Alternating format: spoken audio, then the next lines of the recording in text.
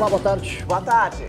Desigualdade dramática. A chance de um bebê nascido no extremo sul de São Paulo morrer antes do primeiro mês de vida é 23 vezes maior do que a de uma criança dos bairros nobres. O mapa da desigualdade na primeira infância é divulgado hoje pela rede Nossa São Paulo e revela o drama de uma população que historicamente permanece à margem das políticas públicas. A região metropolitana de São Paulo conta o prejuízo por causa das chuvas. Moradores tentam limpar imóveis e CEAGESP deve reabrir agora à tarde. Ministério Público pede investigação sobre a ação policial que terminou com a morte de ex-PM acusado de chefiar a milícia no Rio de Janeiro. No estúdio, o assunto é o Fevereiro Roxo, mês dedicado à conscientização sobre doenças sem cura, como lúpus, fibromialgia e Alzheimer. Nas notícias internacionais, o Papa Francisco rejeita a ordenação de homens casados para sacerdócio na Amazônia e pede respeito e atenção às populações das regiões mais remotas. E ainda, brasileiro conquista etapa de surf de ondas gigantes em Portugal. JC1 Cultura de Informação começa agora.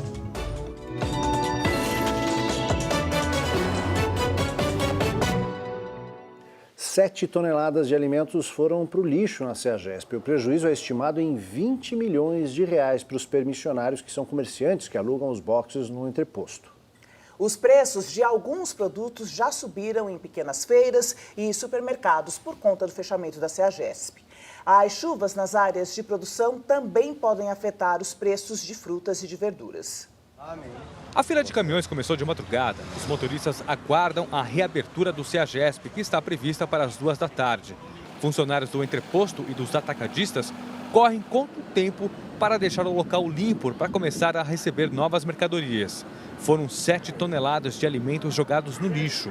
Isso é um prejuízo direto para os nossos atacadistas, os nossos permissionários, concentrados principalmente no setor de frutas, legumes e verduras. Os setores de pescados e flores não tiveram prejuízo algum. A direção do CEAGESP garantiu que assim que for reaberto, funcionará 24 horas nos primeiros dias para regularizar o abastecimento. A população tem que ficar tranquila em relação aos alimentos que saem daqui, porque existe um controle muito grande desses alimentos que estão aqui. Então não existe risco de contaminação, não existe risco de desabastecimento.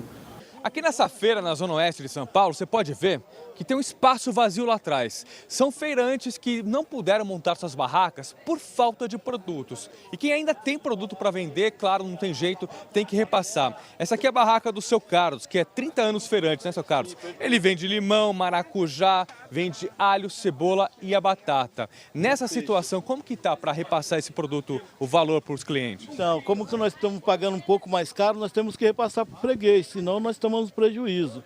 Então, a batata que estava vendendo por R$4, agora está 5, 6. A cebola estava pagando 20 reais, está pagando 35. E agora o limão, que é uma coisa absurda, né? Você pagava quanto? Você pagava? Pagava 25, dobrou o preço. Você pagava 25? Pagava 25. Hoje eu paguei 50 numa caixa de limão. Algumas bancas já estão ficando com as gôndolas vazias, principalmente os legumes. E o consumidor, claro, já começa a notar a diferença nos preços. Aumentou um pouco devido às enchentes, né? Tá muito difícil, não tem nem barraca. Hoje eu vou pensar melhor, vou pegar o necessário. Esta economista acredita que o consumidor não terá como escapar dos aumentos, porque o problema da chuva atingiu também as lavouras, a ponta de início da produção. Mas as chuvas não atingiram só a cidade, atingiram também plantações. E aí você tem um ciclo de produção. Então tende a subir e permanecer um tempo mais elevado esses preços, até você conseguir ter um novo ciclo de produção, colher esses alimentos de novo e abastecer. Você ouviu aí o finalzinho, né, da entrevista, que isso ainda leva um tempo para se recuperar. Só uma correção, quando eu chamei essa reportagem, eu falei 7 toneladas, você viu, né? O prejuízo é de 20 milhões de reais e, portanto, são 7 mil toneladas de alimentos que foram para o lixo por conta de tudo isso. E uma ressalva, viu? É importante a gente destacar isso. Não é adequado, não se pode consumir qualquer tipo de alimento que tenha tido contato com a água dessas chuvas, porque que há um risco enorme de transmissão de doenças, principalmente a leptospirose, que vem da urina do rato. Por isso, mesmo que esses alimentos estejam disponíveis ao alcance, é fundamental esse alerta que a população não chegue perto, não faça consumo desse tipo de alimento. Você pode participar aqui do programa com perguntas, comentários, é só utilizar no Twitter a hashtag JC1. É isso, além disso você pode nos acompanhar pelas redes sociais, o nosso Instagram é o @jornalismo TV Cultura, o Twitter @jornal_cultura e nós estamos ao vivo pelo YouTube na página Jornalismo TV Cultura. E para muitos moradores afetados pela enchente em São Paulo, o fim da chuva não acabou com os problemas. Dentro da garagem, 100 carros e motos submersos em 13 milhões de litros de água. As bombas trabalham sem parar desde ontem, retirando 200 mil litros por hora. Um trabalho sem hora para terminar. Este condomínio na Vila Leopoldina, zona oeste de São Paulo, ainda sofre com a enchente que afetou a capital paulista. Parte das 216 famílias que vivem aqui ainda estão no local, que começa a ficar sem abastecimento de água e energia. O prejuízo, por enquanto, é incalculável. Toda a parte operacional do condomínio está lá embaixo, sala de energia, gerador, pressurização, telefone, internet, tudo lá embaixo. A gente está sem nada, não temos. Temos uma fase de energia elétrica que eu não sei como que está funcionando, mas temos. Mas o resto, tudo foi comprometido. As imagens feitas por moradores mostram o momento em que a água invade o prédio. Além da garagem, as áreas comuns ficaram inundadas. A rua se transformou em um rio, onde foi possível passar apenas de barco. Aqui nós estamos bem perto do rio Tietê, que transbordou. As bombas que impediriam isso também ficaram submersas por conta do grande volume de chuva e, por isso, pararam. Segundo a prefeitura, elas voltaram a funcionar assim que a água baixou.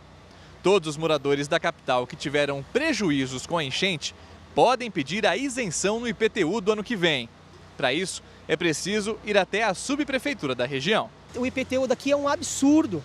A gente pediu já o ano passado, individualmente, os moradores pediram um recálculo do imposto por conta dessas condições de cálculo de metragem, do apartamento. Foi acatado por uma redução pífia, que não tem o menor sentido, e na renovação agora, na virada do ano 2020, aumentou novamente o IPTU. Ou seja, nós estamos reclamando de pagar impostos, mas isso deve de alguma maneira ser revertido em benefícios para a gente, ajuda para quem está morando aqui na região. O Fábio levou a família para a casa de parentes. Espera um posicionamento da Defesa Civil para saber se o prédio corre algum tipo de risco. Nos telefones do bombeiro, da Defesa Civil, eles registram, mandam um protocolo para a gente, mas nenhum representante veio até agora. Pois é, olha só, depois desses transtornos todos, causados pelos alagamentos na cidade de São Paulo, a nossa equipe de reportagem, a Maiana Leocádio, reencontrou o Paulo, aquele operador de máquina, que operava aquela retroescavadeira, que me ajudou a chegar aqui na TV Cultura na segunda-feira. E a gente lembra que ele estava com muito medo de perder o emprego por causa disso. Pois é, e ele ajudou muita gente, Aldo? Outras pessoas, dezenas de pessoas que estavam ilhadas e que precisavam chegar ao trabalho.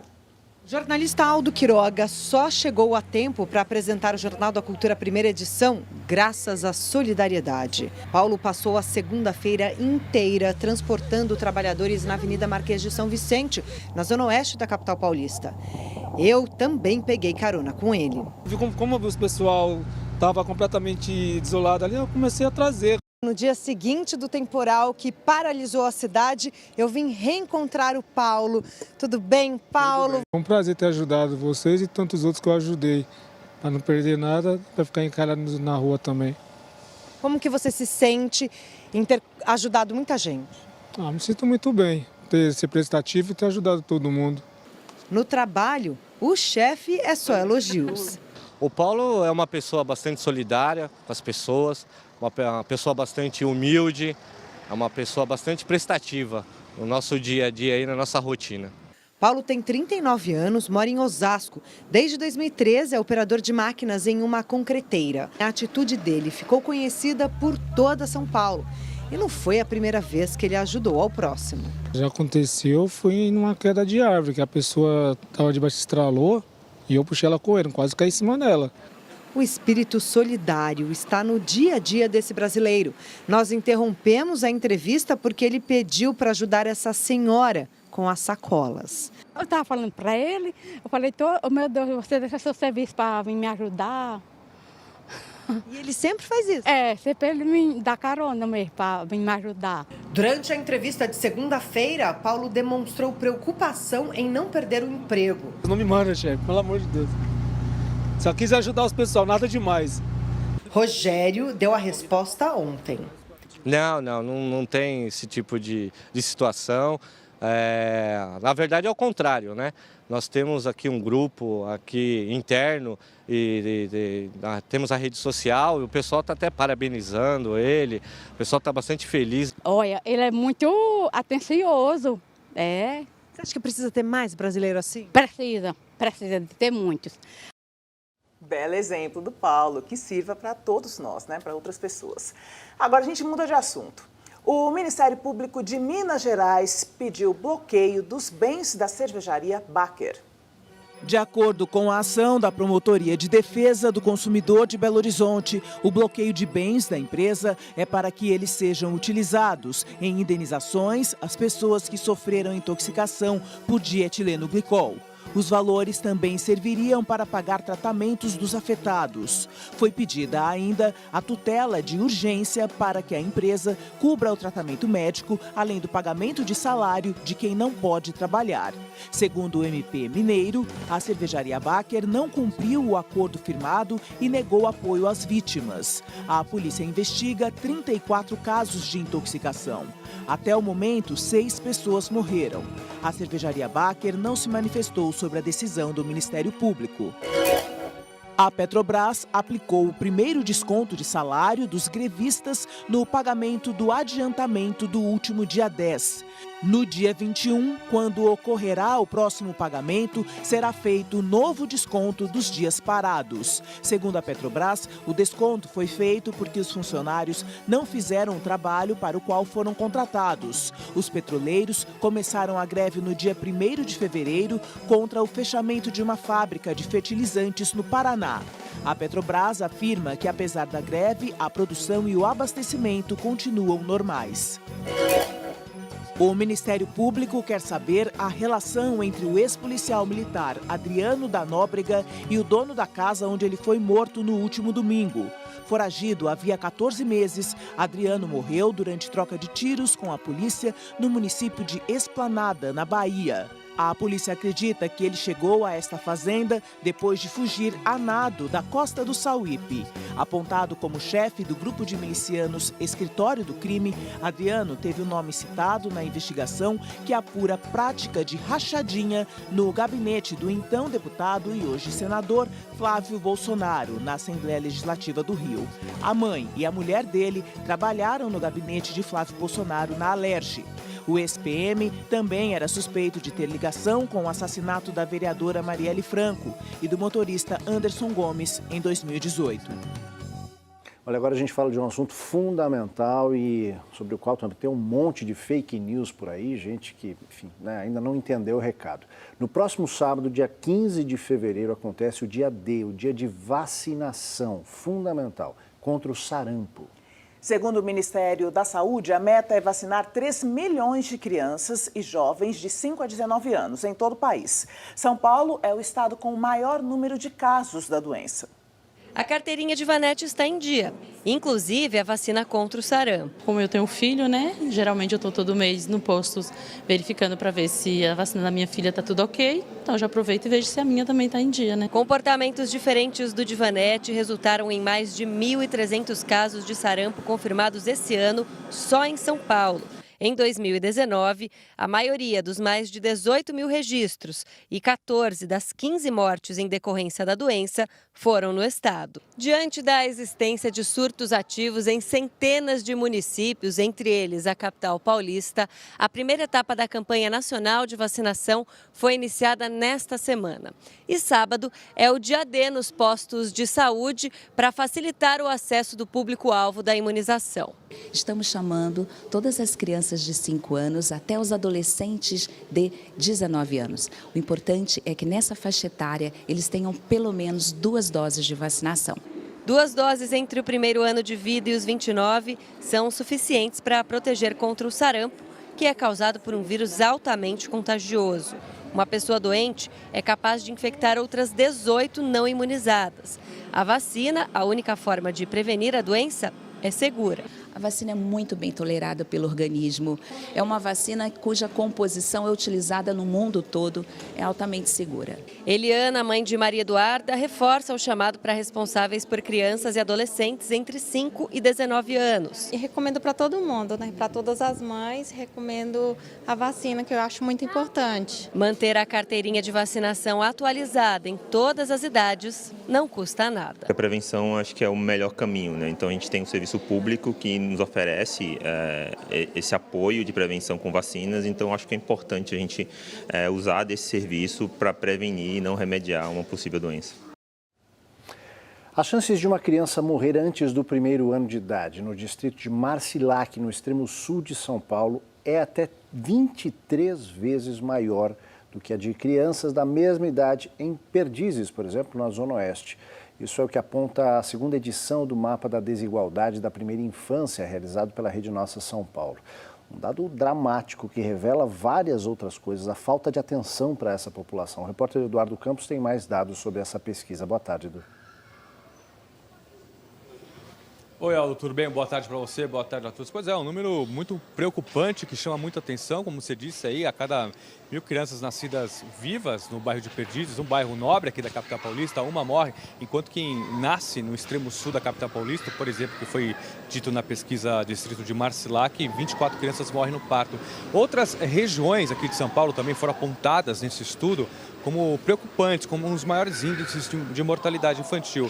São as regiões de Parque do Carmo, José Bonifácio e também Vila Jacuí. Todas essas regiões ficam na zona leste da capital paulista. Eu vou conversar aqui com o Jorge Abraão, ele que é coordenador da Rede Nossa São Paulo, coordenador geral, responsável também por essa pesquisa. Jorge, muito obrigado pela entrevista, boa tarde para o senhor. Qual que é a explicação? Como vocês chegaram nesses números?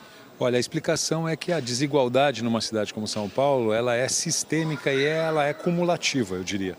Porque o que acontece em relação a essa questão da mortalidade infantil tem muito a ver, começa com o pré-natal, por exemplo, das mães. E muitas vezes nós sabemos que nesses distritos há uma gravidez de adolescentes muito grande, chega quase a 20% das mulheres até 18 anos grávidas. Então você começa, tem a questão do pré-natal, as questões do ambiente em si que você está vivendo e você gera uma condição lamentável como essa, porque estamos perdendo vidas, na verdade, né? Agora, falta políticas públicas, aquela política pública efetiva, não no papel, mas realmente na prática. Eu acho que falta uma priorização das políticas públicas, porque você percebe que há bairros, há distritos em São Paulo que têm esse problema equacionado.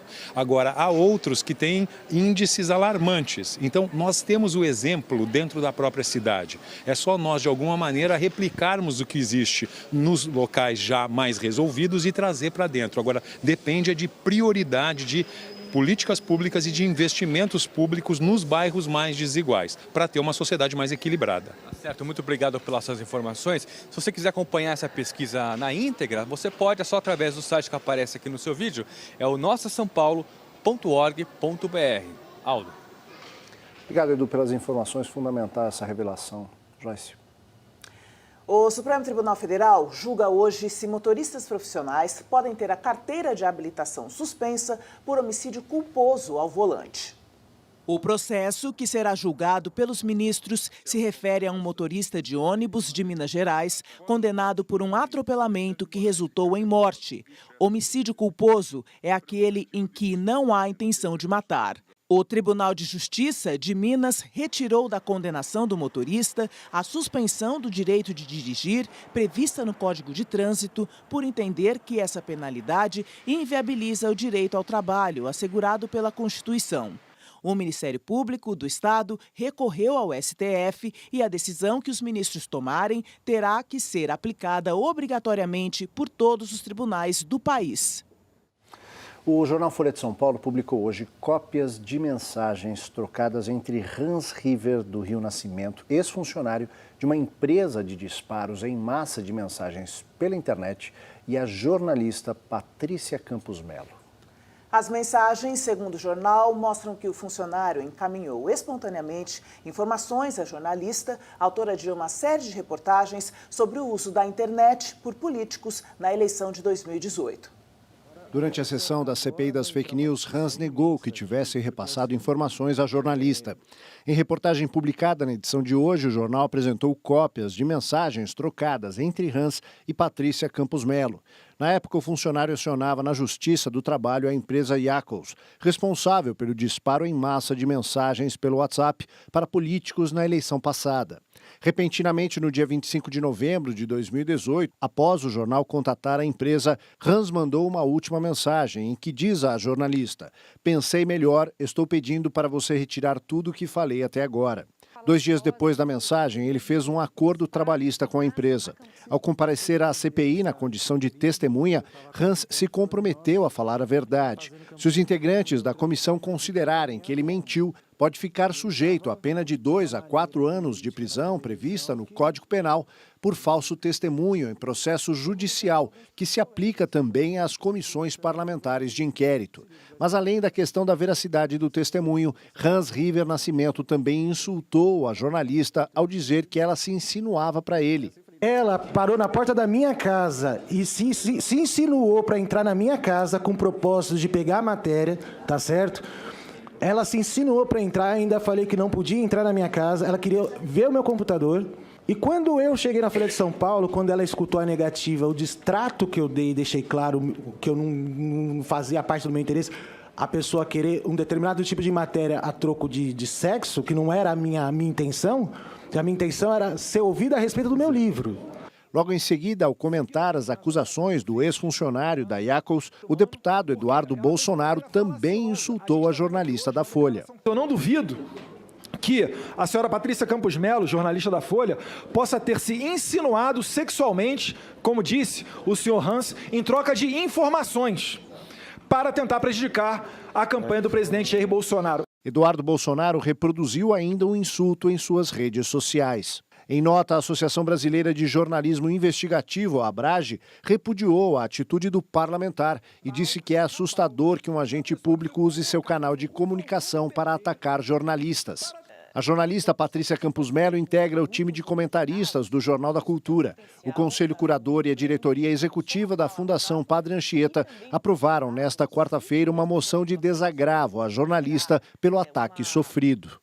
O Conselho da Fundação Padre Anchieta e sua direção executiva repudiam a agressão sofrida pela nossa colega Patrícia Campos Melo. Essa agressão se estende a todo o jornalismo brasileiro. Nós defendemos um jornalismo livre, independente e democrático. Outro assunto agora. O carnaval já chegou na rede de reabilitação Luci Montoro. E ele é inclusivo. Os pacientes participam de oficinas e produzem adereços carnavalescos adaptados. Hoje foi o primeiro dia do bloco aqui na Unidade da Lapa, da rede Luci Montoro. Os pacientes e também os acompanhantes colocaram os acessórios que eles mesmos fizeram e agora estão fazendo essa folia aqui. Eu vou conversar com Eli Rodrigues, que é terapeuta ocupacional. Eli, qual que é a importância desse tipo de atividade? A importância desse tipo de atividade para os pacientes e para os acompanhantes é de estar vivenciando esse momento que está ocorrendo em todo o país, né? Mas isso a gente vem bem lá desde trás, que a gente está trabalhando desde o começo do mês com a criação dos materiais, pensando no enredo, pensando nessa integração entre todos os pacientes e profissionais para a gente estar fazendo essa festa. E o nosso intuito é que eles possam estar participando fora aqui da rede também, acessando alguns blocos, algumas festas, que seja mais possível acessível a todas as comunidades. Certo, obrigada pelas suas informações. Outras unidades da rede também vão realizar festas como essa. Para saber mais informações, é só acessar o site redelucimontoro.org.br. A gente faz um rápido intervalo. Na volta, o Papa Francisco descarta a ordenação de homens casados na Amazônia. E diretor-geral da OMS compara o Covid-19, o novo coronavírus, com as ameaças terroristas pelo mundo. A gente volta já.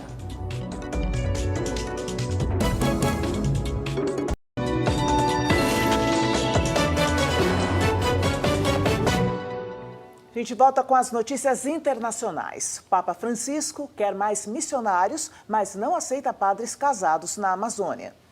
E nos Estados Unidos, o senador Bernie Sanders vence com diferença apertada a eleição primária dos democratas.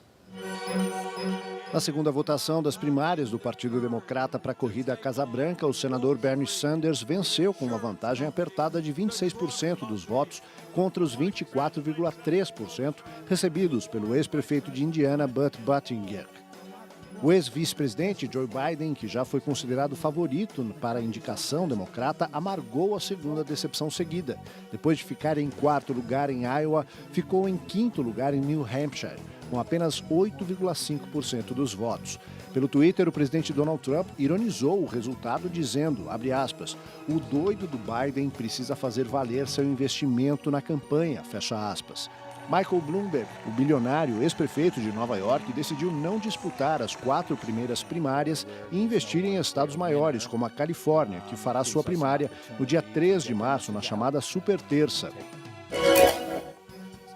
Hoje pela manhã, no Parlamento Europeu, em Estrasburgo, a presidente da Comissão Europeia, Ursula von der Leyen, avisou aos Estados-membros que não vai aceitar um orçamento da União Europeia sem 25% das verbas alocadas às políticas ambientais para combater as alterações climáticas.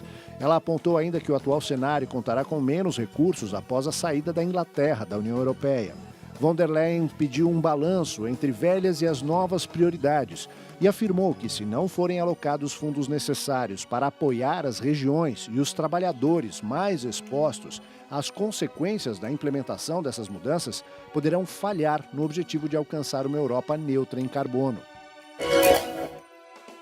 No Vaticano, o Papa Francisco pediu hoje justiça e respeito ambiental na região amazônica, mas não recomendou a ideia de padres casados, rejeitando a proposta feita pelos bispos em outubro para permitir a ordenação de homens casados em áreas remotas e assim remediar a falta de sacerdotes.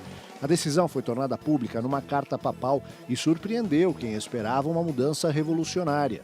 No documento final sobre o sínodo na Amazônia, realizado em outubro do ano passado, Francisco não se referiu às recomendações dos bispos para considerar a ordenação de homens e mulheres diáconos casados, mas pediu que os bispos enviem missionários para atender os fiéis que vivem em comunidades remotas. E a Organização Mundial da Saúde alerta: o novo coronavírus, o Covid-19, representa uma ameaça muito grave para o mundo.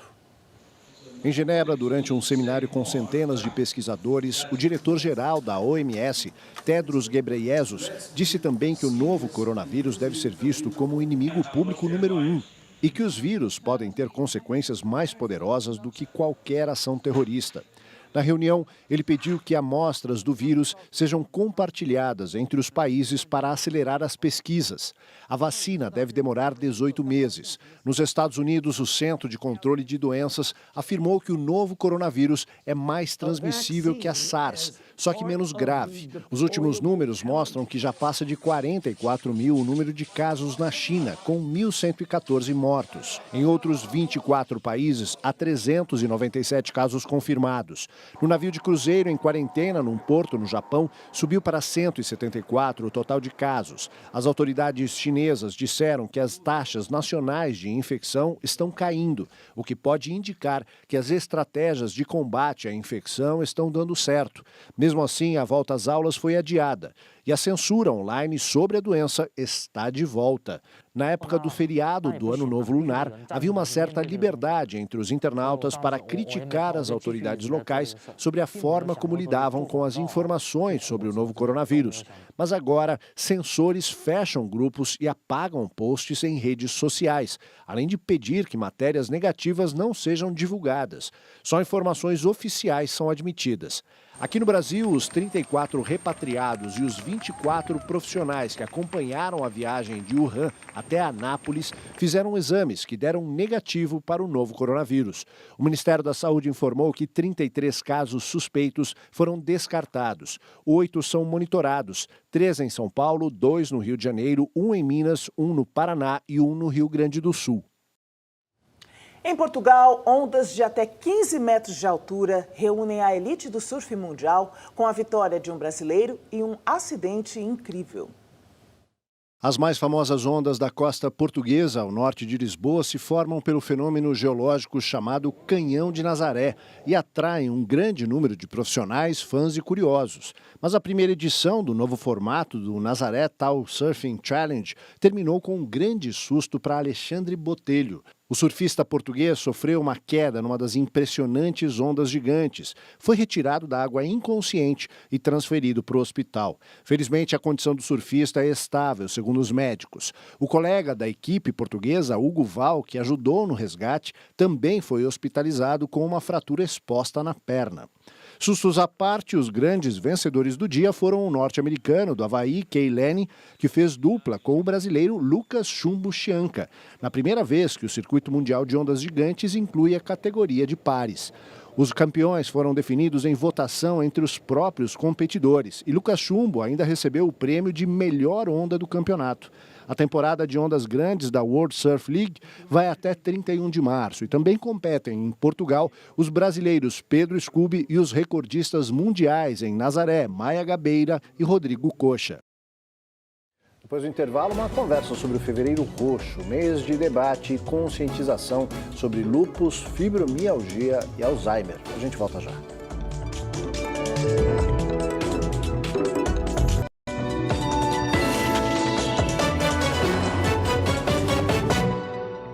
Doença de Alzheimer, lúpus, fibromialgia. 3 problemas de saúde graves que nada têm em comum a não ser por um fator. Eles não têm cura, mas se diagnosticados precocemente, os pacientes podem viver melhor. Pois é, por isso foi criada essa campanha, Fevereiro Roxo, para conscientizar a população sobre essas doenças. Foi em uma visita à mãe que Bia reconheceu os sintomas.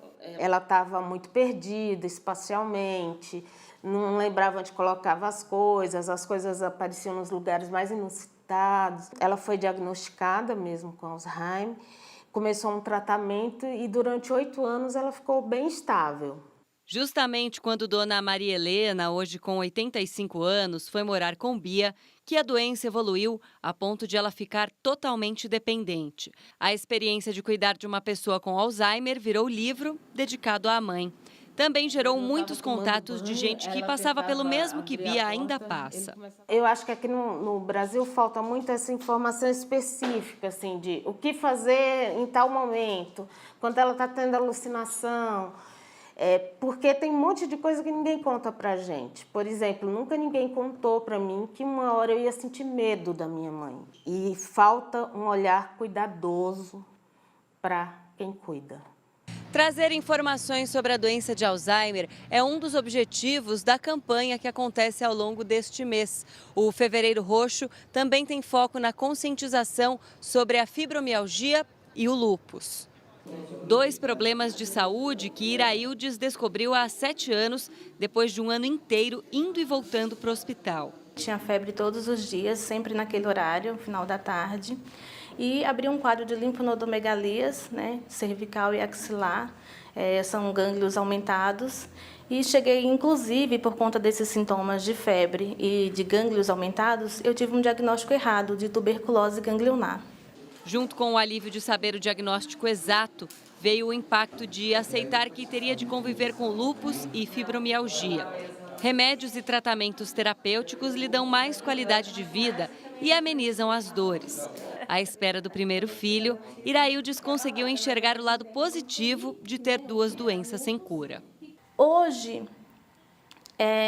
eu vejo e encaro de uma maneira diferente.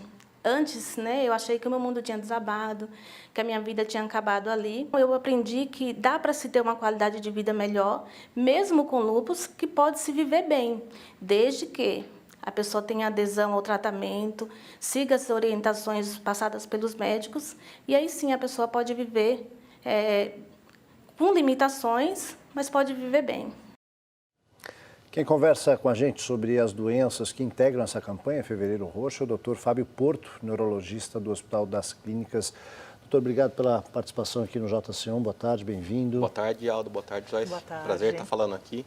Doutor, são 3 doenças que têm um diagnóstico mais demorado, difícil, ou elas são facilmente identificáveis? Eu acho que são doenças que são crônicas, em que o diagnóstico é difícil e que o impacto inicial na vida da pessoa é muito grande. Mas, quando tratadas adequadamente, quando diagnosticadas com precisão ou de maneira precoce, você consegue melhorar a qualidade de vida em todas as doenças. Na doença de Alzheimer, na fibromialgia e no lúpus. Para a gente falar um pouquinho rapidamente de cada uma delas, sobre o Alzheimer, quais seriam os sintomas do lúpus e da fibromialgia? O Alzheimer primeiro. Uma doença de Alzheimer é uma doença degenerativa do cérebro, em que afeta principalmente a memória recente. A pessoa tem dificuldade de aprender coisas novas, lembrar informações recentes, perde objetos pessoais, esquece compromissos, enquanto que consegue lembrar inicialmente das memórias antigas. Mas sim em idosos. Normalmente acontece após os 65 anos. O diagnóstico ele é feito pelo exame clínico, por uma avaliação da memória, então uma avaliação neuropsicológica e exames complementares. Então uma ressonância, uma tomografia. A fibromialgia é uma doença também crônica, em que o principal sintoma é hipersensibilidade à dor, principalmente nos músculos. A pessoa sente dores generalizadas, tem sensação de sono não reparador, cansaço, sempre assim, falta de ânimo, às vezes com sintomas de depressão e de ansiedade, em que o diagnóstico ele é basicamente clínico, não tem um exame que demonstra a fibromialgia. O lúpus é uma doença inflamatória, autoimune, então o corpo ataca o próprio tecido, em que ela tem várias manifestações, desde lesões na pele, sintomas sistêmicos tipo febre, perda de peso, pode atacar o coração e o pulmão, pode atacar o cérebro, os rins. Então, existe uma série de manifestações.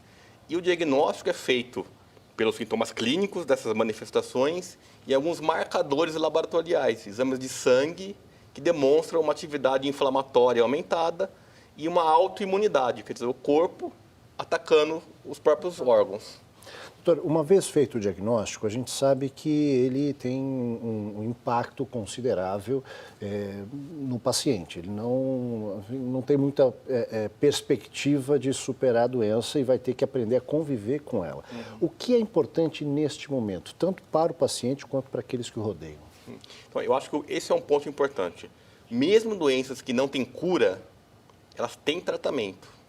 Os tratamentos servem para ajudar nos sintomas, reduzir sofrimento, então reduzir incômodo, reduzir dor, fazer a pessoa dormir melhor, se sentir bem, e ajuda muito o paciente e a família.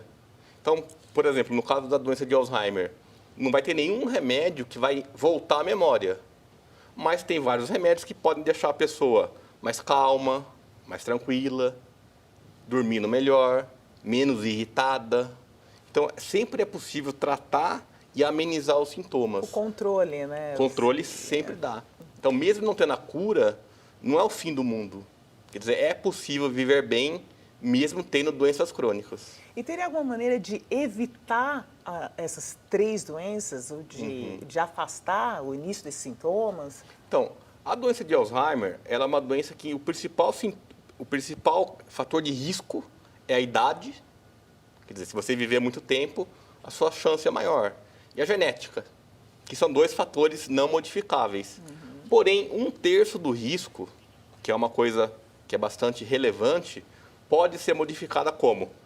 Controlando fatores de risco cardiovasculares, pressão alta, diabetes, colesterol, obesidade, tabagismo. Tendo um bom nível educacional.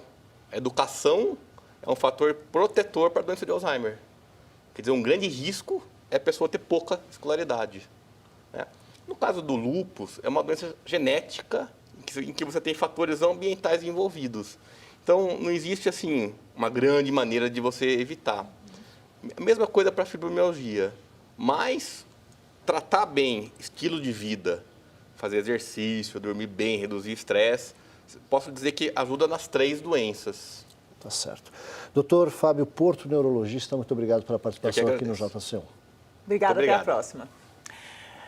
A equipe do filme Parasita volta para casa com 4 Oscars e chama a atenção para a crise habitacional na capital da Coreia do Sul. Os atores e a equipe técnica responsáveis pelo longa sul-coreano Parasita voltaram para casa celebrados pela imprensa local e com muitos flashes e aplausos, mas sem o diretor Bong Joon-ho, que continua nos Estados Unidos promovendo o longa. O ator Song Kang-ho afirmou que fizeram o possível para mostrar a cultura e a arte do país para espectadores de todo o mundo. A produção sul-coreana foi o primeiro título não falado em inglês a receber o Oscar de melhor filme. Também ficou com os Oscars de melhor roteiro original, melhor filme estrangeiro e melhor diretor, fazendo uma abordagem satírica da disparidade crescente entre ricos e pobres. A produção do diretor Bong Joon-ho ressalta a disparidade crescente e a falta de moradias acessíveis na capital sul-coreana, Seul. Essa diferença é retratada nas casas das duas famílias do filme. O espaço pequeno, encardido e semelhante a um porão de uma e a casa ampla e luxuosa da outra. Um relatório de 2018 da Organização das Nações Unidas revelou que, apesar de a Coreia do Sul estar entre as nações mais ricas do mundo, a falta de moradias acessíveis é uma barreira substancial, particularmente para os jovens, a população mais velha e os solteiros. JC, fica por aqui. Uma ótima tarde para você. Boa tarde e até amanhã.